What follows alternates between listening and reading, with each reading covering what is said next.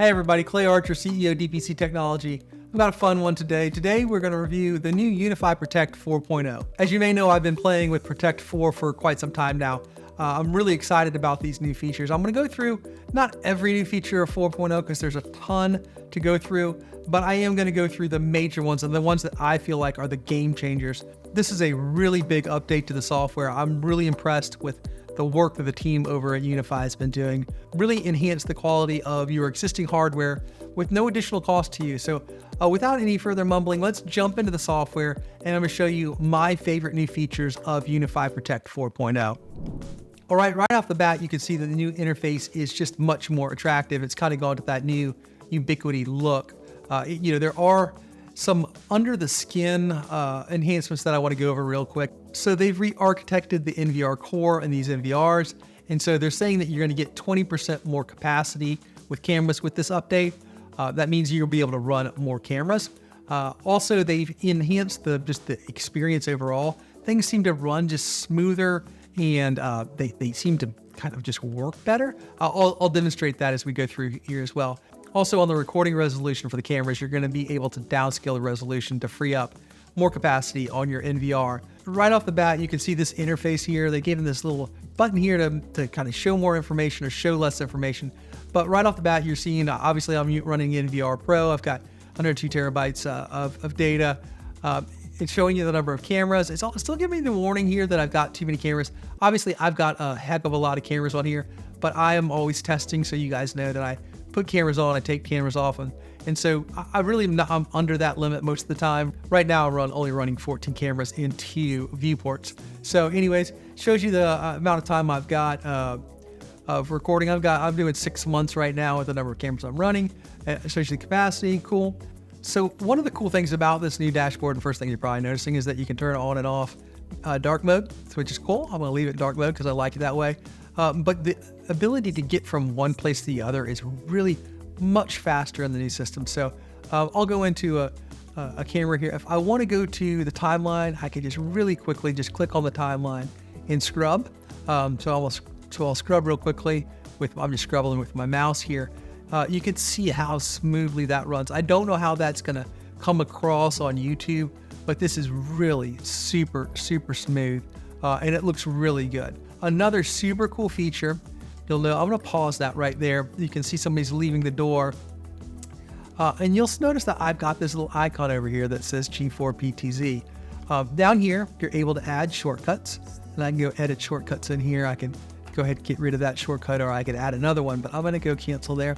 And what is so cool about this is I'm able to click on this shortcut, and now it's going to bring that camera up right at that same moment in time. And you can see the person walking out. Really super cool. And if I want to, I can then go right back over, click that, and it's in the same spot on the timeline to the front door. So you can add these shortcuts, and you can add as many as you want. I'll go and edit shortcuts here, and I'll click over here and I'll add another one. Let's just say this one into the media room. Doesn't really make a lot of sense, but I'll do it. So at that same time on the timeline, if I just click there, it's going to boom. We're going into the meeting room at that same point. And what I would typically do there is in the meeting room, I would add another shortcut that would bring me back to the last one that I was. So let me just go back to the front door. I'm going to erase that one because I don't really want that one. So basically what it lets you do is just follow somebody or something through your entire timeline. Really cool. A request I would have on that is I think that is a cool enough feature that it should be in your real timeline. I would love to be able to just do it here. Not here yet. I bet you that's something that will come in the future. But your ability now to do a bunch of stuff and not have to go back and forth is just an order of magnitude higher.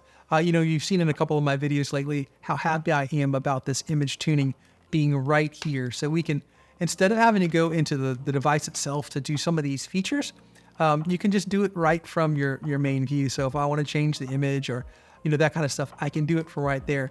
And a lot of these are, kind of things that you may change every once in a blue moon. And most people aren't going over here to go in and find the front door and click on the front door and bring it up to go over. It just seems like a lot. But you can in this view as well, though I will say that you do see the shortcuts, and you can create the shortcuts here as well. But you cannot do those right now in the live view. which, I'd see at some point they probably would add that. I don't think that's that big of a deal.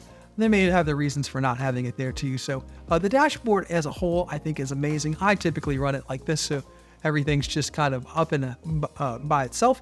Then you change all your views down below, full screen, all that kind of stuff like normal. Anyway, so that's, one of the big features is just that new dashboard. The other new thing that you probably noticed in the dashboard is now that we have video archiving. Obviously, I can download and do some stuff there, but I'm going to go ahead and set up cloud archiving here. And you can see you've got option for Google Drive and OneDrive. I'm going to go ahead and click on OneDrive and I'll go get started. And it's going to bring up some instructions for your mobile device. I'll go ahead and fire my mobile device up. Let me hit record on here so we can see what I'm doing. And I will go ahead and just hit my Photos app and go ahead and zoom in on that. Click on the link. And it's asking me to enter the code on my app. And it's asking me which account I want to go on to. And it's going to ask me for that password. Go ahead and sign in. It's going to ask me for 2-factor on that. And that was it to it. Now it's boom. I can see up on the screen that it's to my cloud archive, and I can just click export there and export anything that I want to do. I can do it by specific camera. I can do it by specific time. All really cool stuff. You can go in there and play with it, but that's just the overview. You can do whatever you want to, put in a certain time from, time to. Let's just go, I'll go ahead and highlight one. We'll go front door, save. And we'll do today from to one, and I'll go download to archive to OneDrive. And it will go ahead and send that up to OneDrive. And just to show you, that is now uploaded over to my OneDrive. So pretty cool stuff. And I can see it there. It's still uploading it, but that's where it's going to go. And just like that, it's boom, across the cloud into my computer. So, a lot of people are asking, can I archive the whole thing all at once, or, bigger chunks of things, or, if I'm going from one NVR to another. That's not really what this is for. This is to take certain amounts of data and export it granularly, each one at a time. But that is really cool. I think that's a nice feature if you wanted to share something with somebody and download it really quickly. Boom, it just shows up in your OneDrive. So anyways, that's mostly it for archiving. You can also do archiving, obviously, from over in Playback, like you always could, which is just another feature there. Still uploading that big old clip to OneDrive. So another new feature that I think is kind of cool is Recording Manager. You can see I have a zillion cameras, and sometimes you're not quite sure how you have everything set up. So basically this shows you all of your cameras in one place. You can say, hey, what are all my AI cameras? Obviously I'm doing some testing right now and all my AI cameras are off, but you can see which ones are active, and you can go into the individual camera and do, your stuff from here. So also in here, you can see all of the recording settings for each one of these cameras. So that's kind of cool. You can reset all this obviously in other places, but it's really nice to be able to see how each one's set up, what they're doing. Another nice thing, and I don't know if this has been around forever, but your recording retention here, you can change your recording retention for each individual camera, which is pretty cool. I'm not going to change any settings there, but you could say I just want 30 days or whatever. And depending on how much space you have on your drives, you will be able to do that. One other new feature that is kind of cool is you'll notice that Innerspace now has an icon just down in the lower left-hand corner. It is now online with what's really live in your Protect instance, which is cool. So you can change all those cameras, move things around, see what kind of visibility you have into each room. Obviously, you bring in a map of whatever the location is, and then you draw these walls. I've done a Innerspace video previously. I'll put a link down in the description below. You can just search the timeline and you can check out that pretty cool feature for those of you that are into kind of being able to design and seeing how you're building your system. That'll bring us to detections, which honestly is one of my favorite areas of 4.0. You'll see here the new layout, and the way they've done the organization here, I think is pretty elegant. So you got all events, person, vehicle, animal, and audio. Over at the top here, I could do things by date, and I could do them by detections. And that was not as important to me as these ones over here. And also I can choose cameras. So first of them is person, which I can click down on person and click on face detection. This is awesome. It's just going to show me all the different face detections. Now, there obviously is a detections button now, and that's where I really would probably search for a particular person, but it's kind of cool. If it's seen its face, I can then narrow it down by what time, what day it was, what time it was, and kind of look at everybody that it saw. If I was looking for an individual, like if I was looking for Daniel, I would go into recognition and look for Daniel. But pretty cool in and of itself. Under vehicle, this is where I think one's just really super powerful. So I can obviously look for license plates, and if you have an AI capable camera, it will be able to detect license plates. So you'll be able to just kind of go through there and look at each license plate and figure out what you're looking for. But I think in addition to that, the ability to say, I want every license plate, but I want vans and I want them to be green. Boom. It's just unbelievable the amount of detail you can get in there of that. Obviously, that's been around for a little while now, but it's still super powerful. It used to be down on this side, and now it's over here under the top. And we've got animal. Hey, there's Sketch. He's come up a few nights to do some testing with me and be my guinea pig out there. So anyways, that's Mr. Sketch making a cameo. And we have audio, and you can dive down into audio and get each one of them. Baby cry, speaking, barking, siren, car horn. All pretty cool. But those have been around for a bit. But the coolest thing here, and I think is really kind of, it's a game changer for me. I love all these features that help you save time looking for stuff. For anybody that's been using Protect for a while, something will go missing at the front desk. And you're like, who signed for that package? And the ability to be super, super granular in your searches is worth its weight in gold. So I'm going to show you a really cool one. I'm going to go to front door.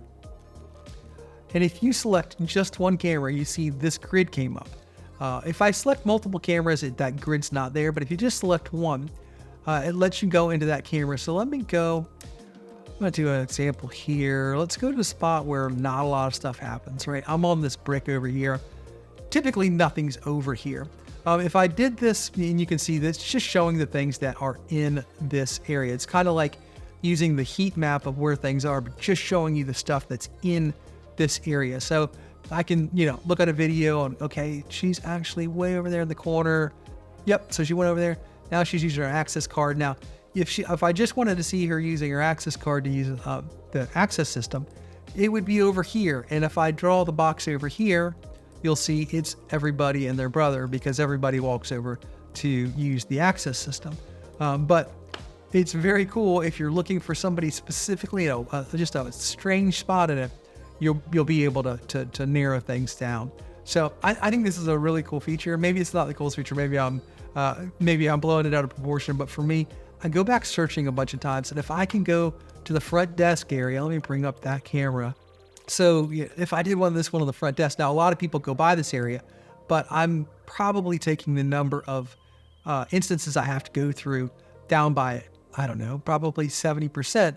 By just going to people here. This is where people typically drop off boxes. So I could go back there and see, hey, did that leave or did that come? And I can still, even with this, go back and say it was yesterday or the 9th, or, it's between the 9th and the 10th.